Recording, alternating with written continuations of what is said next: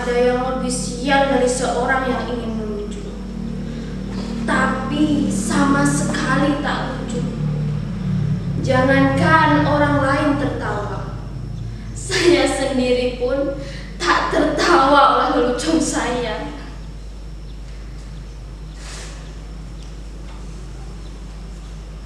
Mungkin kalian menyangka menjadi badut adalah pekerjaan paling gampang. Tinggal bertingkah kocak dan semua akan tertawa. Bila kalian menjadi saya, kalian akan mengerti.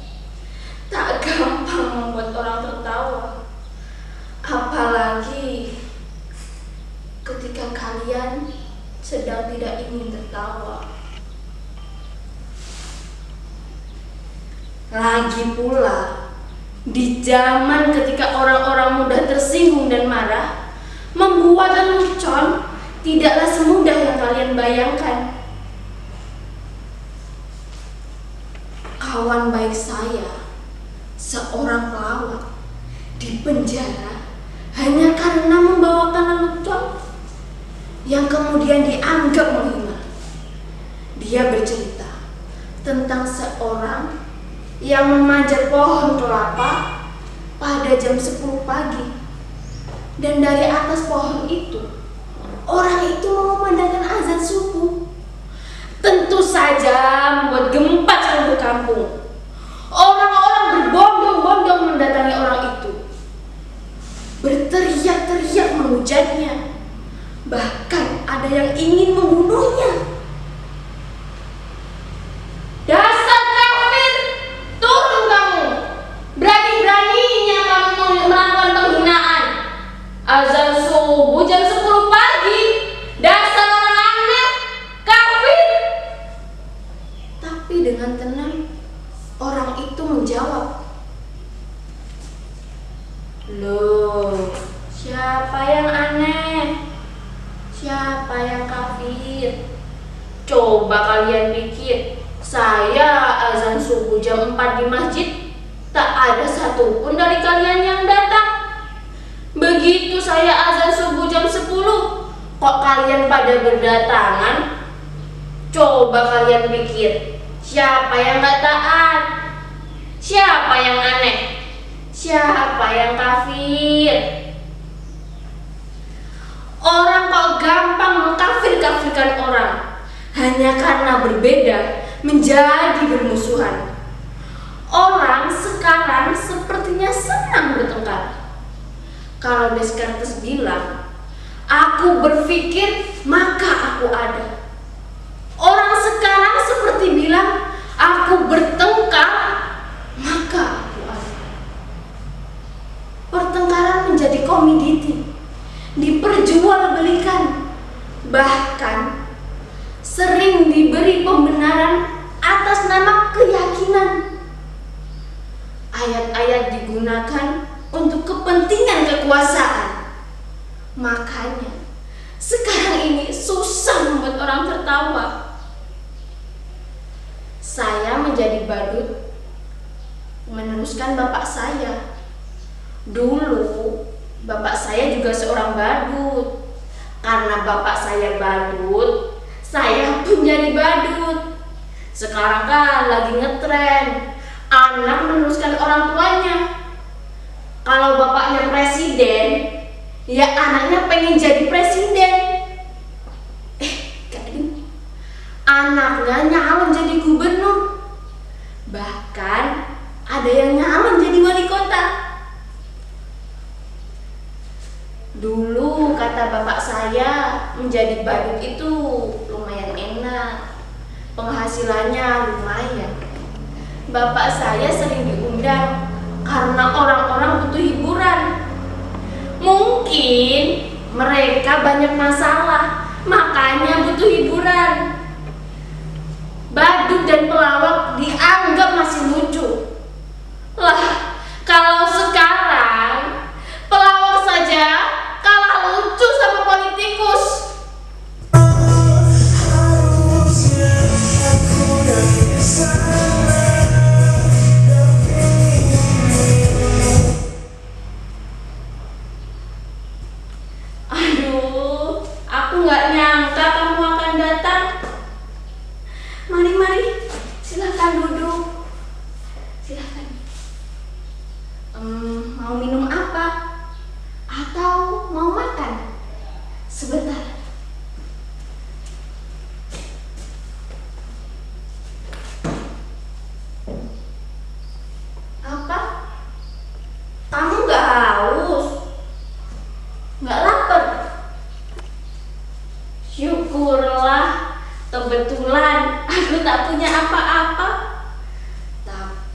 bisa pesen GoFood kok.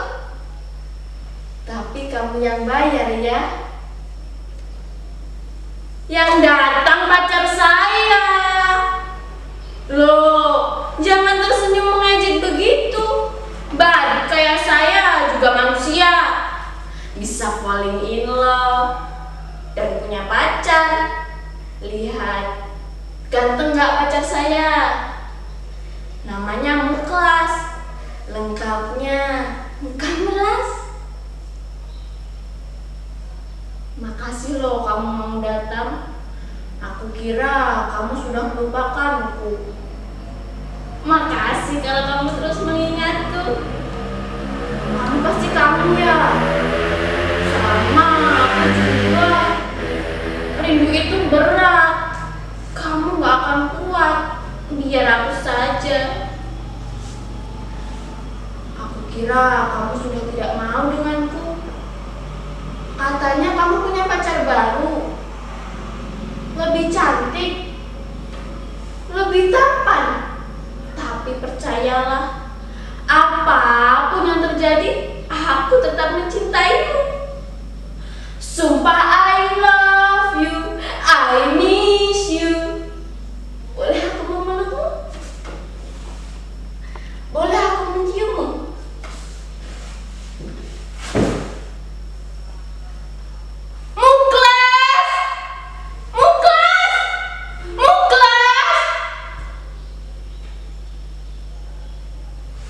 Ada siapa-siapa, tak ada yang datang. Ternyata hanya hayalan saya saja. Gak ada pacar. Saya baru jomblo. Coba kalian bayangkan betapa sialnya jadi saya. Sudah jadi badut, jomblo lah.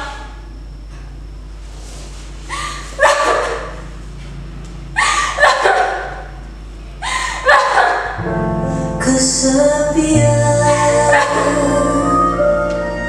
Percayalah, menjadi badut itu berat. Kalian gak akan kuat.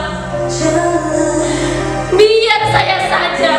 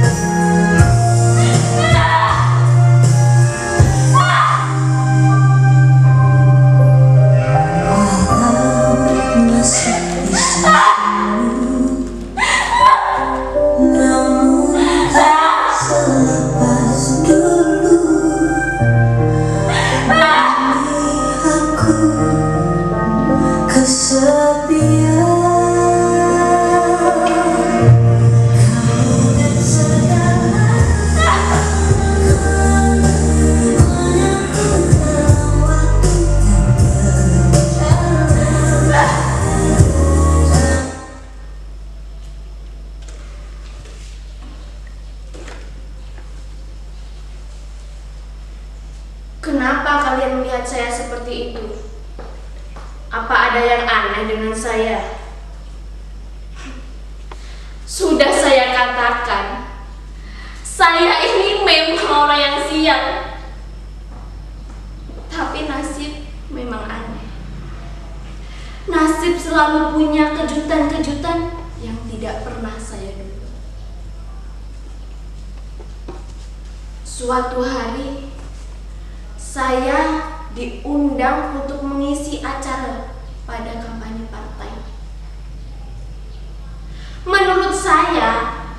penampilan saya begitu biasa-biasa saja, sama sekali tak lucu. Tapi entah kenapa, semua yang hadir tertawa terpingkal-pingkal. Saya hanya menjentik-jentikan jari seperti ini, semua tertawa. Saya hanya menggoyangkan bokong saya seperti ini, semua tertawa. Bahkan saya hanya berdiam diri, semua tertawa terpingkal-pingkal.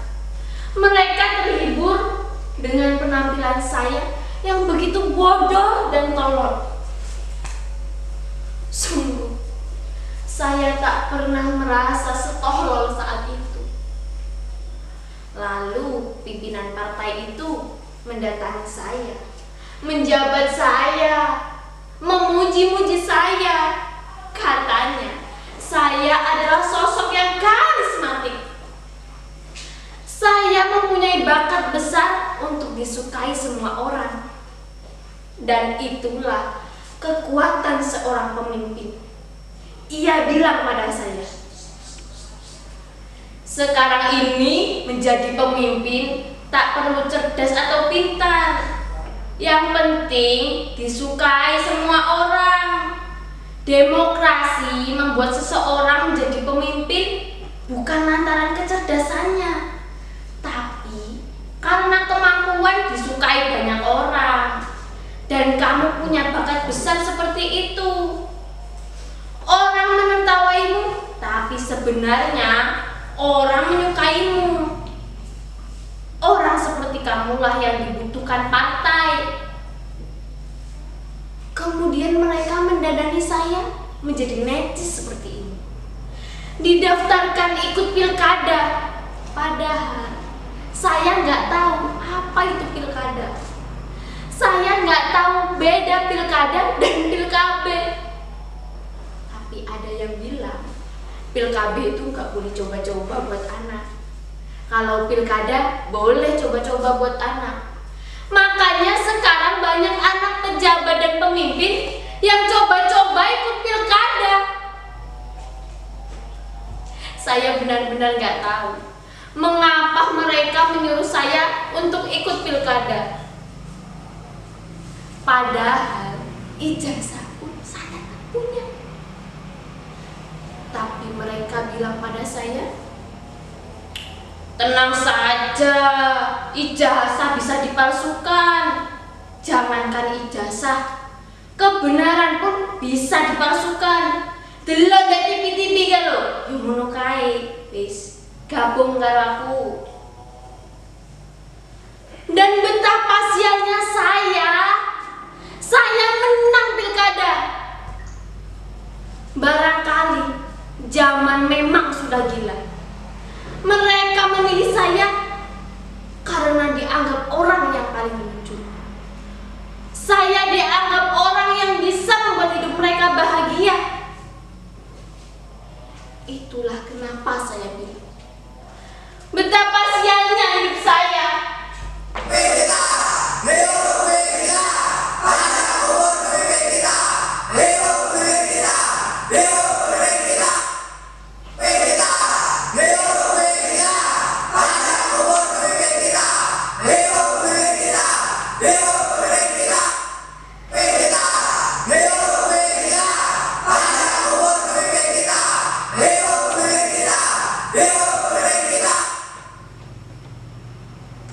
Betapa sialnya hidup saya dulu menjadi badut. Menjadi pemimpin pun tetap jadi badut. Badut yang bisa mereka atur. Badut yang membuat mereka terhibur. Percayalah, menjadi badut itu berat. Kamu gak akan kuat. Biar para pemimpin saja.